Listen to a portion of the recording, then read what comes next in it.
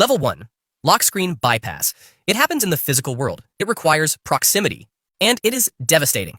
You sit in a crowded bar, you open your banking app, you type a 4-digit PIN. Someone watches. They track the exact movement of your thumb. 10 minutes later, your phone is stolen.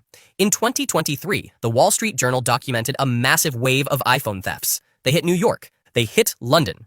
Thieves didn't want the hardware. They wanted the passcode. They watch you type it, they snatch the device, they run. Within 60 seconds, they use your passcode.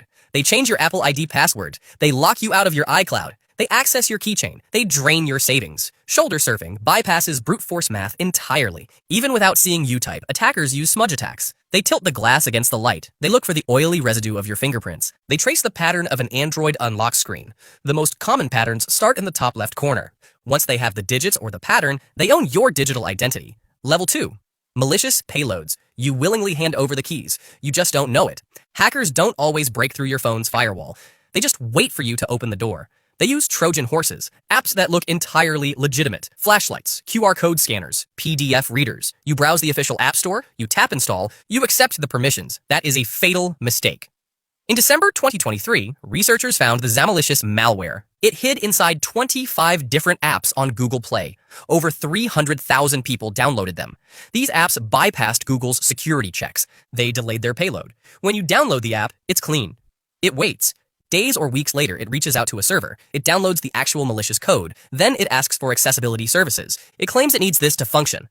Accessibility services is the holy grail. Once granted, the malware sees everything on your screen. It clicks buttons. It reads your two-factor authentication codes. Take the Joker malware. It hides inside wallpaper apps. It secretly signs you up for premium subscriptions. It intercepts the SMS confirmation codes. You pay $20 a week for a ghost service. You only notice when your credit card statement arrives. You downloaded a flashlight. You installed a parasite. Level 3. Network interception. Data in transit is data at risk. You sit at an airport gate. You open your Wi-Fi settings. You see a network called Airport Free Wi-Fi. You connect. It isn't the airport's network. It's a teenager sitting 3 rows away. This is the evil twin attack.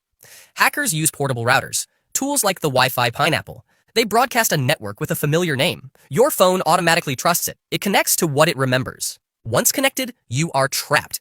It is a man-in-the-middle attack. Every byte of data leaving your phone passes through the hacker's device. They deploy a reverse proxy. It mirrors the real site perfectly. Your screen looks normal. You see the login page for your bank. You type your username. You type your password. The hacker captures the session cookie.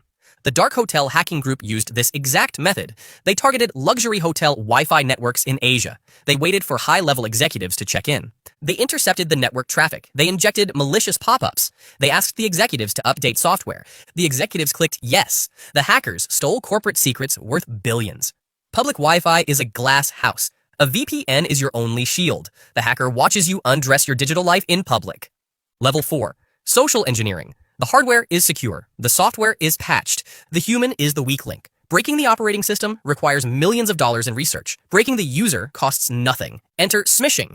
SMS phishing. You receive a text message. It says your Amazon package is delayed, or the IRS is threatening legal action. The message creates artificial urgency. It triggers a panic response. Logic shuts down. In 2021 and 2022, the Flubot malware ravaged Europe and Australia. It spread entirely through fake package delivery texts. Users clicked a link to track a non-existent parcel. The link took them to a flawless replica of a delivery website. It prompted them to install a tracking app. It was spyware. Once installed, Flubot raided the victim's contact list. It hijacked their contacts. It texted every number. It turned the victim's phone into a self-replicating weapon. In 2023, the USPS tracking scam dominated the United States. Scammers blasted millions of texts. They claimed a package was stuck at a distribution center. The link asked for a 60-cent redelivery fee. Victims typed in their data. They handed over their credit card, their billing address, their entire identity. The phone's security systems never triggered. Antivirus cannot patch human psychology. Level 5. SIM swapping. Your phone never leaves your pocket. Your screen remains locked, but your identity vanishes. This is the port-out scam. It targets the telecommunications companies. It ignores the device entirely. A hacker finds your name in a data breach. They find your phone number. They call your mobile carrier. They pretend to be you. They say they dropped their phone in a lake. They need to activate a new SIM card. Customer support agents get manipulated. The agent believes the lie. They transfer your number. The hacker's SIM card goes live. Your signal bars drop to 0. Your screen reads no service. You assume it's a dead zone. It's a heist in progress. The hacker now receives all your calls. They receive all your texts. They go to the login page of your bank. They hit your cryptocurrency exchange. They click Forgot Password. The bank sends a 2-factor authentication code. It doesn't go to your dead phone. It goes to the hacker. In 2022, the FBI reported over $72 million lost strictly to SIM swapping. Even billionaires fall victim. In 2019, hackers SIM swapped Twitter CEO Jack Dorsey. They took control of his phone number. They used it to post deeply offensive messages. They broadcasted them to millions of followers directly from his account. SMS authentication is a trap. Your security relies on a call center employee. They are underpaid. They are manipulated. Level 6, zero-click exploits. The apex predator of smartphone hacking. You do nothing. You click no links, you download no apps, you don't answer a call. Your phone is sitting on a desk. A message arrives in the background. Your phone processes the message. The phone is instantly compromised. This is military-grade spyware. It is completely invisible. The most infamous example is Pegasus. It was created by the Israeli firm NSO Group. It is sold to intelligence agencies for millions of dollars. In September 2023, Apple rushed out an emergency patch. It fixed a vulnerability called BlastPass. Attackers used iMessage to deliver a malicious image attachment. It contained a passkit payload. The victim never touched the message. Receiving the image triggered a buffer overflow. The malicious code executed silently. Once inside, a zero-click exploit grants root access. The attacker owns the device. They turn on the microphone. They listen to the room. They activate the camera. They read your plaintext messages before WhatsApp can even encrypt them. They track your GPS location in real time. These exploits are highly targeted. They are deployed against journalists, political dissidents, high-level executives. But vulnerabilities trickle down. What costs $1 million today will be reverse engineered tomorrow. Cybercriminal syndicates will use it. A smartphone is a computer. It is always on. It is always connected. It is always listening. The attack surface is the existence of the phone itself. Level 7. Supply chain compromise. The phone is infected before you even buy it. You purchase a brand new device.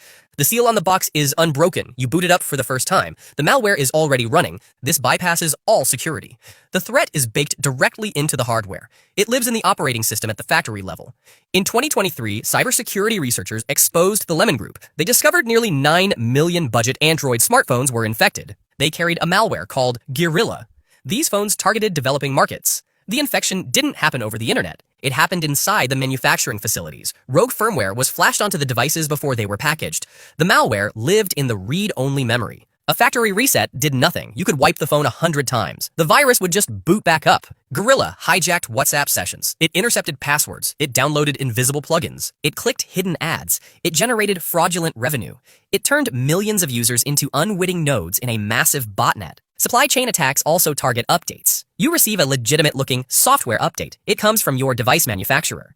But hackers have compromised the vendor's servers. They inject a backdoor into the patch. You click Update to stay secure. You install the exact mechanism of your own destruction. When the operating system itself is the malware, security software is blind. It trusts the core system. The device you rely on was built by an enemy you cannot see.